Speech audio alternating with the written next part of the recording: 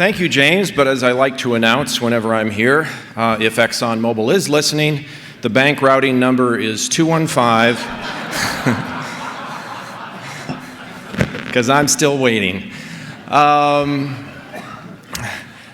Patrick Moore yesterday morning stole a lot of my thunder, because one of the things I've learned from doing research for the last 25 or so years is that you really can't prove anything in science. We come up with theories of how things might work. And I thought Patrick Moore did an amazing job. I mean for a 1960s nuclear test protesting, whale ship stopping, baby seal saving, long-haired hippie freak, the guy really understands the limitations of science. And boy, are there limitations in the climate realm. You know, too many people think that, science, all areas of science are created equal, and that, scientists objectively look for the answers. And no, I mean, there's two kinds of scientists, male and female. Other than that, they're the same as everybody else. In fact, in many instances, more biased than your average person. Usually when I give a talk, afterwards I get complaints. You lost me after your first slide. So today I'm going to give the least technical talk I've ever given, probably since the 6th grade, or the last time I did Senate testimony, because that's basically, it's the...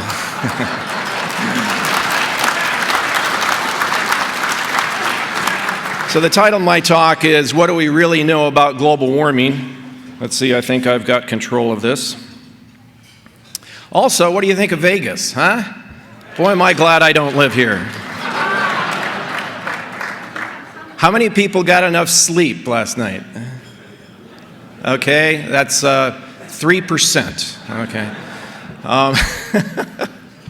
And what's cool is that as far as a conference goes, usually I'm with just all scientists, and we're a fairly stodgy group. But, we got a lot of people here that are, like myself, are guitarists. I think we could form a band. Let's see, we got Craig Rucker, who's a guitarist, and Marlo Lewis, and Willis Essenbach. So I suggest that for the next Heartland conference, that your entertainment be provided by Willis and the Deniers. Yeah.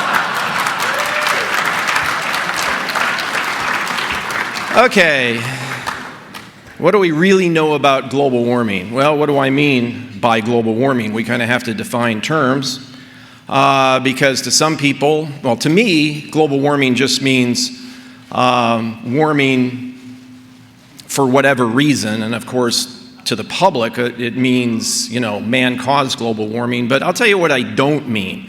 I don't mean man-made global warming where it's M-A-N-N, okay, which the hockey stick, I'm not talking about that kind of man-made global warming. John Christie was on the National Academy's committee that examined Michael Mann's hockey stick, and no matter what you hear about out of that committee in terms of the official pronouncements, which kind of tried to protect Michael Mann's reputation, John Christie says that, that there was really serious reservations about what he had done, the statistical over-manipulation of the data. So I'm not talking about that kind of man-made warming. I'm also not talking about this kind of man-made warming, which Anthony Watts has done a fantastic job at revealing over the years. All of these, yes, Anthony. Anthony has been a wonderful resource for all of us. He has single-handedly forced NOAA to go back and take a look at the siting of some of these thermometers, because a lot of us still think that a lot of the warming we're seeing in the thermometer record is just urban heat island effect. In fact, Las Vegas here, even though it's built in the desert, basically, I don't know why people do that, build cities in the desert, but in the last 40 years or so, nighttime temperatures here have risen by 10 degrees Fahrenheit because of urbanization. This is an effect that they can't take out of the thermometer record, okay? Their algorithms cannot take it out because you can't separate it from global warming. If you've got a long-term warming trend because of urbanization, there's no way NOAA can take out that effect because it's indistinguishable. So Anthony's been doing a really good job. And I'm not talking about that man-made global warming either, which is just localized. When I say global warming, I mean the recent probable increase in global average surface temperature on multi-decadal timescales. So just defining terms. Okay, so after working on global warming for the last 20 plus years, what do we know about it now? And this is a common theme among scientists, especially us gray hairs, that the longer you go, it's like the more you get more questions than you get answers. So what do we really know about it? Almost nothing. Although Bill Gray tried to convince me yesterday he has all the answers. But yeah, I can't say that. Maybe if I live to be his age, I'll have all the answers too. Anyway, we really don't know how strong global warming is, what it's caused by, whether it makes severe weather worse, when it started, when it will end, whether it's good or bad. Now, we do know it might be caused by some combination of human activity and Mother Nature. And, you know, I have to admit, adding CO2 to the atmosphere should cause some warming, but I think it's entirely open to question how much. And how much warming we're going to get from adding CO2 to the atmosphere makes all the difference. Makes a difference between Al Gore's Armageddon and, who cares, it's probably a beneficial thing. Now, why would I say it might be some combination of human activities and Mother Nature? I mean, aren't those the only two possibilities? Well, no, as I showed on my blog, I went back and looked at the number of UFO reports while the oceans have warmed, and the correlation is like 0.95. So, one of the theories is we've had extraterrestrials coming here and secretly pumping energy into the oceans for the last 50 years, which have raised the average ocean temperature by hundredths of a degree in the last 50 years. I don't know what their purpose is, but, so it might not be just humans and Mother Nature. Maybe it's aliens, who knows? Okay, I like this graph. It shows that nearly every century might experience global warming or cooling. This is a relatively recent summary of proxy evidence of past temperatures. I like it because it goes back 2,000 years and covers the Roman warm period. And basically it shows Roman warm period was just as warm, within the era of the measurements, as it is today. I'm not sure whether that could have been because of how they powered their chariots. I suppose that's possible. And then the medieval warm period, we know that was warm historically. Just based on historical records. Farming in Greenland, you got to be kidding. And then the Vikings finally got forced out after 100 or so years. We have historical records of that. Climate changes naturally, and just about every century in the last 2,000 years, if you look at it, the proxy records had global warming or cooling. Okay? Now this is a graph that we came up with, John Christie and myself, that turned out to be much more popular than we ever imagined it would be. And it's just a straight comparison between the climate models, which almost universally, in fact, from what Pat Michaels said yesterday, universally produce too much warming. Over 100 climate models, and they produce too much warming compared to the observations, whether you're talking about surface temperatures from thermometers or our satellite data. There's a huge disconnect between the two. Now, what is astounding to me is that, and I come from a weather forecasting background, okay? We use computer models for weather forecasting. They work very successfully on a time scale of 1 to 2 days in advance. They're just marvels to me. They're almost magical. And we test them. We test, twice a day there are forecasts made, and then the weather forecast centers around the world do statistics of how well they've done. Climate models are not even forecasting. Those curves you see on that chart, those are hindcasts. They already knew what the answer was. They already knew how much warming there was, and they still can't get the climate models to produce that little bit of warming. Now, you tell me the climate models can be believed for policymaking? You've got to be kidding.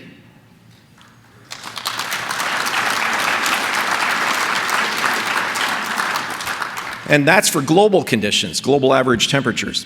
Here's some regional conditions. This is over the Corn Belt because I'm interested in the Corn Belt because I consult with corn growing interests regarding the coming growing season. In fact, what's great about these guys is, long range forecasting has almost zero skill. Okay, it's just the way it is. But still, growers need forecasts, long range forecasts, for planning purposes. Okay, give us something. It's kind of like, forecasting how many hurricanes there are going to be this year. Just give us something. And what's really cool about working for them is I go there and they pay me to say, we have no clue what your next growing season is going to be like. And they're like, hey, that's awesome. Because they're so tired of all the experts coming in and saying, the growing season is going to be unusually cool and wet, or no, it's going to be hot and dry, and of course, you're right half the time if you've got two chances. So, you're batting 50%. Hey, that's pretty good. And they love just having somebody new coming in and saying, hey, we don't have a clue. But anyway, this is a comparison over the Corn Belt of observed temperatures, which is that black line. I mean, look at the 1930s, during the Dust Bowl days of the 1930s. And then that red line is the average of 42 climate models for the same area, okay? And basically, there's no comparison. The climate models can't explain the warmth of the 1930s. It's probably tied to changes in ocean circulation, and the climate models are just lousy with natural variations in the ocean. But look what's happened recently since about 1990 is the models have just tremendous amount of warming. This is averaged over all the climate models I could find at the KNMI website, the Climate Explorer website out of Denmark, I think. And the observations just haven't done it. There's been almost no observed warming over the Corn Belt. And yet the models insist it must be warming. And I think that's why we see the IPCC now starting to hint in the reports that, maybe we shouldn't even trust the observations. Let's just trust the models. Okay. Okay, what else don't we know or do we know about global warming? Well, we don't know whether it's causing worse drought conditions. Probably not. This proxy record based on tree rings from Ed Cook, who's like the godfather of tree ring research in the world. We had some mega droughts in the western United States in centuries past, and there's long-term climate change in that plot right there that goes over the last 1,200 years. In fact, looks like the last 400 or 500 years have been unusually wet in the western U.S. But if we go back to a dry period, they'll blame that on global warming, of course, rather than nature, which obviously had a major hand in what happened 1,000 years ago. Okay, we don't know whether global warming is causing worse tornadoes. Apparently not. If anything, the strong tornado reports have gone down over time since the 1950s. In fact, we're near record low levels of tornado activity in the United States. We've already seen this plot before from Ryan Maui at Weather Bell, who monitors the global tropical cyclone activity. We all freaked out in 2005, right? Because there were a lot of hurricanes and an awful lot of them hit the United States. It was absolutely amazing. And then the bottom fell out. And it's been since 2005, almost 10 years, 9 years, since we've had a major hurricane hit the United States. Who would have forecasted that? I mean, nature continually surprises us. Okay, we don't know whether global warming is causing less snow cover. Apparently not. This chart shows basically no long-term trend, although there are large year-to-year variations, which of course are due to global warming. More snow is, global warming. Less snow is global warming. It's all global warming. How about snowstorms, individual snowstorms? Well, here's one. 2 feet of snow in New York City, 1947. Obviously not our fault. Way back then, we hadn't emitted much yet in the way of carbon dioxide emissions. Speaking of carbon dioxide emissions, my lovely wife, Rini, who came with me finally to the first conference, she knows a lot of you people. She reads your blogs. We sat in an airplane for 2 hours in Houston. It was stuffy. And I had always wanted to bring my CO2 meter. I carry a CO2 meter around with me. How geeky is that? And I forgot, it's in the hotel room. I forgot to bring it in the meeting room because I wanted to see what the CO2 levels were in here. You know, we talk about maybe someday CO2 might reach 2x, 2 times what it used to be 100 years ago. Well, for 2 hours, my CO2 meter said we were sitting in 4x CO2. So I was holding the CO2 meter up to the air intake, because I was curious how much of this air is fresh air versus recirculated air in the airplane, The lady next to me looks over, and, what are you doing? Well, I'm measuring the amount of carbon dioxide in the air. Well, what does it say? Well, it's pretty high. And she starts going,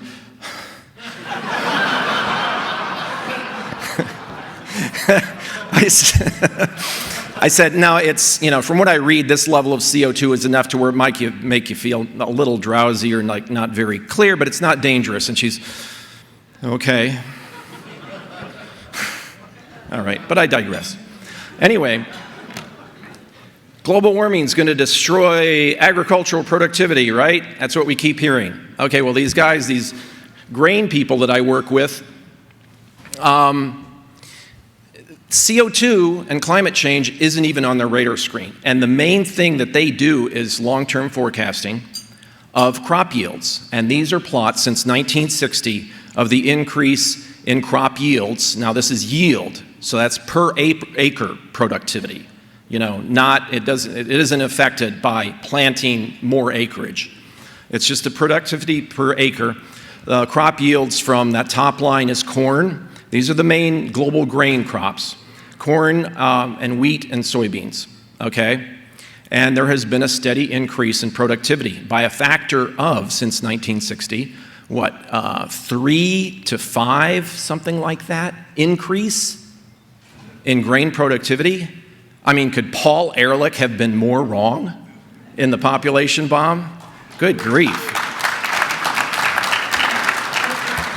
And there's no sign of global warming hurting productivity yet. I already showed you the graph of the Midwest U.S. The models say it should be warming. It isn't. And a little warming probably isn't going to hurt. Most of the productivity is just because of the ingenuity of mankind. Improved farming practices, especially, new hybridized seeds, more drought tolerance and all of that. Humans are pretty smart about becoming more productive if they want to be. So there's no sign of global warming or climate change yet in agricultural productivity. But the IPCC, which seems to be immune from facts, continue to insist, that global warming is hurting our crops, blah, blah, blah, blah, when there's really no observational evidence for it. They are more and more in the realm of theory, which is increasingly divorced from observation, from the real world. This is really cool. I like this plot. It's been known, there's been several papers written in the last 10 years about global greening, that the Earth is greening up. And these researchers in Australia came up with this plot of which regions of the Earth are greening the most. And they tried to subtract out the effects of changes in weather, trying to get more at the CO2 effect. CO2 is plant food. As Patrick Moore mentioned, it's necessary for life on Earth. We're putting more of it in the atmosphere. And you see here, especially the semi-arid areas like the Sahel region and Africa, more vegetation because of more plant food. In other words, to some extent, plants on Earth, life on Earth, has been starved for CO2. I tell people, the way I express it is I think life on Earth is sucking on CO2 as hard as it can, and now life is breathing easier because we're putting CO2 into the atmosphere. The idea that everything humans do hurts nature is a religious view. It isn't necessarily true. Okay, we do know that even if we are at fault, there's not much we can do about it anyway. not without stopping most economic activity and killing at least hundreds of millions of people in the world. I love this plot by Bjorn Lomborg, showing how, 200 years ago, of course, all we had was renewable energy, a lot of people burning wood and all of that. Then we've gone to fossil fuels, but even the most optimistic projections by 2035 is that we're not going to have more than maybe 15% renewables. The energy demand by humanity is just too large. You can't stop using fossil fuels without killing people. Okay. We do know that the public is losing interest in climate. I did this, I used a Google tool to look at Google Trends, how searches in Google have changed over the years. In the last 10 years, increase in interest in weather, decrease in interest in climate. Finally, we know that the cause of warming, as I've mentioned, carbon dioxide, is necessary for life on Earth. We know that nature gobbles up half of what we produce. Just as quickly as we produce it, nature gobbles it up, loves it. Given all this evidence, why aren't scientists advocating producing more carbon dioxide?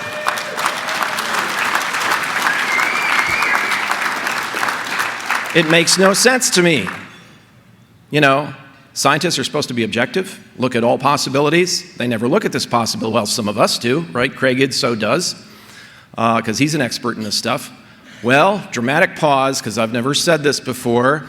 The reason why more scientists don't advocate putting more carbon dioxide in the atmosphere is because the driving force behind the global warming debate, I hate to say it, isn't science. Thank you.